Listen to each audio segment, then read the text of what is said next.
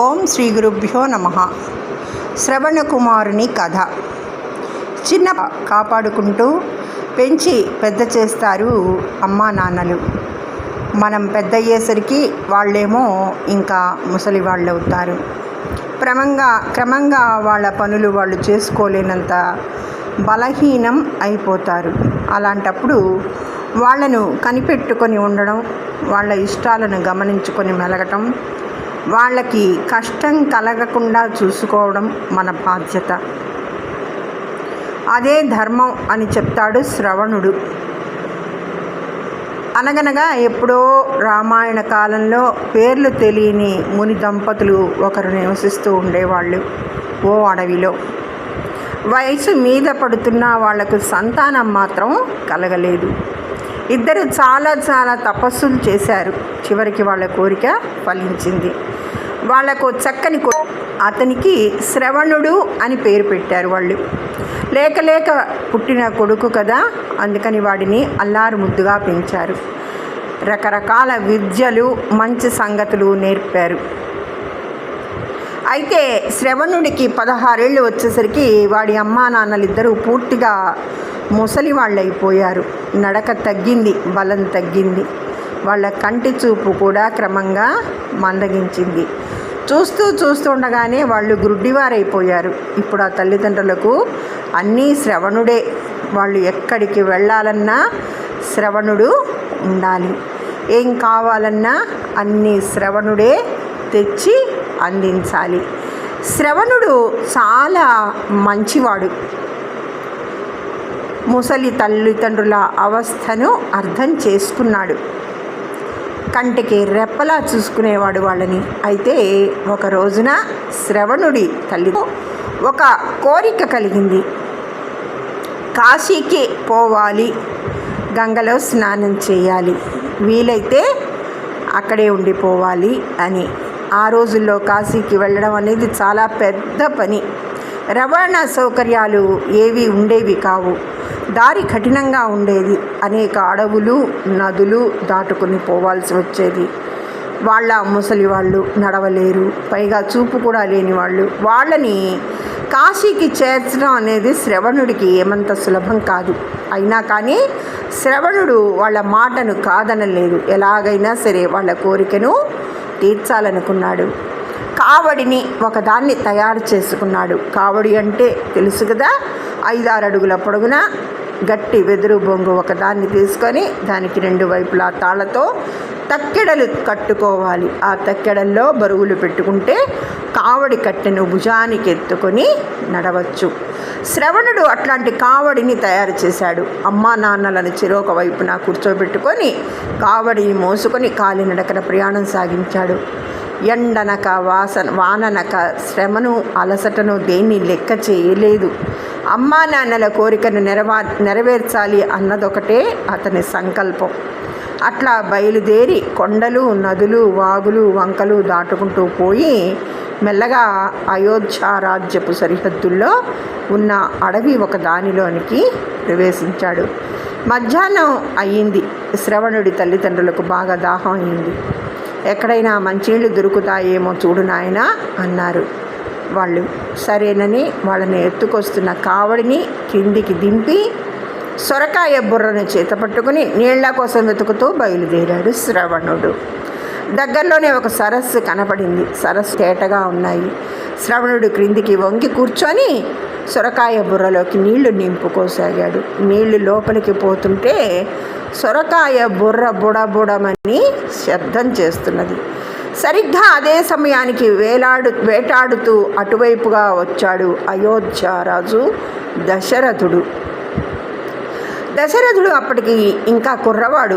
శబ్దభేది అనే విద్యను సాధన చేస్తున్నాడు.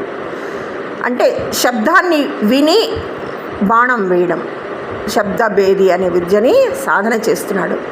లక్ష్యాన్ని చూడకుండా అటువైపు నుండి వస్తున్న శబ్దాన్ని బట్టి బాణం వదలడం, లక్ష్యాన్ని ఛేదించడం, దీన్ని శబ్దభేది అనేవాళ్ళు.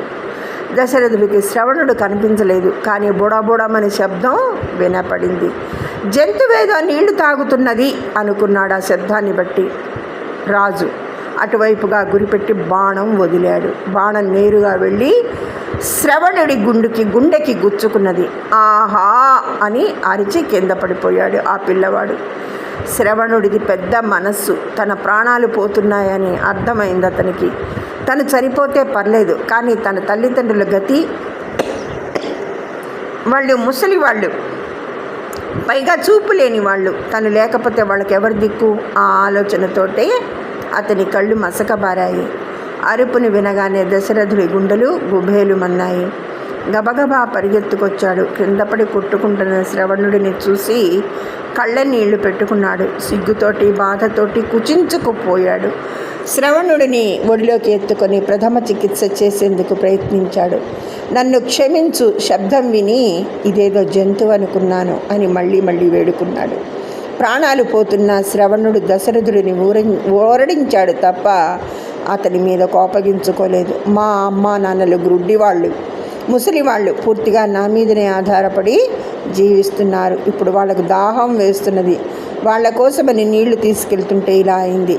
ఇంకా నా ప్రాణాలు నిలిచేట్లు లేవు. అదేమంత ముఖ్యం కాదు, కానీ ఇక మీద వాళ్ళు ఎలా బతుకుతారో అనే చింత వేస్తున్నది అన్నాడు శ్రవణుడు.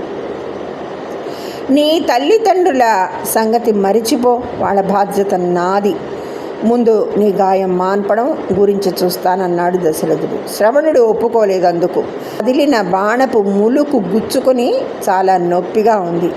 కాస్త ఆ బాణాన్ని లాగేశారంటే నా వేదన ఉపశమిస్తుంది. నేను ఇంకొంచెం సుఖంగా మరణిస్తాను. ఆలస్యం చేయకండి. ఆ వెంటనే ఈ సొరకాయ బుర్రలో నీళ్లు తీసుకెళ్ళి అమ్మా నాన్నల దాహం తీర్చండి. పాపం వాళ్ళు నా కోసం ఎదురు చూస్తుంటారు. వాళ్ళకి నా మరణ వార్త తెలియచేయండి. ఆ తర్వాత విధిని అనుసరించి ఏమైనా చేయొచ్చు అన్నాడు దశరథుడు. బాణాన్ని బయటికి లాగిన వెంటనే శ్రవణుడు చనిపోయాడు. దశరథ మహారాజు తలవాల్చుకుని కన్నీరు మున్నీరుగా ఏడ్చాడు. ఆ పైన ఒక నిశ్చయానికి వచ్చి శ్రవణుడి శరీరాన్ని అక్కడే విడిచి సొరకాయ బుర్ర చేత పట్టుకుని శ్రవణుడి అమ్మా నాన్నల దగ్గరికి వెళ్ళాడు. అడుగుల శబ్దం వినగానే, నాయనా శ్రవణ, ఇంత ఆలస్యమైందేమిటి అని అడిగారు శ్రవణుడి తండ్రి. ఇవి మా శ్రవణుడి అడుగులు కావే. ఎవరు నువ్వు అడిగింది శ్రవణుడి తల్లి. అడుగుల్ని బట్టే అపరిచితుడిని గుర్తుపడుతూ, నమస్కారం తల్లి, నా పేరు దశరథుడు, మీకు ఈ నీళ్లు ఇమ్మని పంపాడు మీ అబ్బాయి అన్నాడు దశరథుడు సిగ్గుగా. వాడేడి, వాడికి ఏమైంది, వాడెందుకు రాలేదు అడిగింది తల్లి అనుమానంగా. దశరథుడు మారు చెప్పకుండా సొరకాయ బుర్రను అందించబోయాడు. వాళ్ళు దాన్ని అందుకోనే లేదు. మా వాడు రావాలి, వాడికేదో అయ్యింది, లేకపోతే ఇంతసేపు మమ్మల్ని విడిచి ఏనాడు పోలేదు వాడు. నిజం చెప్పు, నువ్వే ఏదో చేసావు వాడిని కదూ, ఏం చేసావు చెప్పు, కోపంతో ఊగిపోయాడు శ్రవణుడి తండ్రి. ఇహ చేసేది లేక జరిగిందంతా చెప్పాడు దశరథుడు. శ్రవణుడి తల్లిదండ్రులు విపరీతంగా ఏడ్చారు. అమాయకుడైన మా కుమారుడిని మా నుండి దూరం చేసిన ఈ పాపం ఊరికే పోదు రాజా, నువ్వు కూడా మాలానే పుత్రశోకంతో మరణిస్తావు. నీ కొడుకు నీ నుండి దూరం అవుతుంటే ఆ దుఃఖాన్ని భరించలేక నీ గుండె ఆగిపోతుంది. పుత్రశోకం ఎలా ఉంటుందో అప్పుడు కానీ నీకు అర్థం కాదు అని శపించారు. దశరథుడు ఎన్ని రకాలుగా ఊరడించాలని ప్రయత్నించినా శాంతించలేదు వాళ్ళు. కొద్దిసేపట్లోనే వాళ్ళిద్దరూ కూడా గుండెలు పగిలి చనిపోయారు. తెలిసి చేసినా తెలియక చేసినా తప్పు తప్పే. దాని ఫలితాలను మనం అనుభవించక తప్పదు. తన తప్పును గుర్తించిన దశరథుడు పూర్వకంగా అంతిమ సంస్కారాలు నెరవేరుకున్నాడు. ఆ తర్వాత చాలా సంవత్సరాలకు కానీ అతనికి పిల్లలు పుట్టలేదు. లేక పుట్టిన శ్రీరాముడి మీద విపరీతమైన ఇష్టాన్ని పెంచుకున్నాడు దశరథుడు. ఆ రాముడు పెద్దై సీతతోటి లక్ష్మణుడితోటి అడవికి పోతుంటే ఆ బాధకు తట్టుకోలేక చనిపోయాడు చివరికి. ఇదండి శ్రవణుడి కథ. ధన్యవాదములు. సర్వేజన.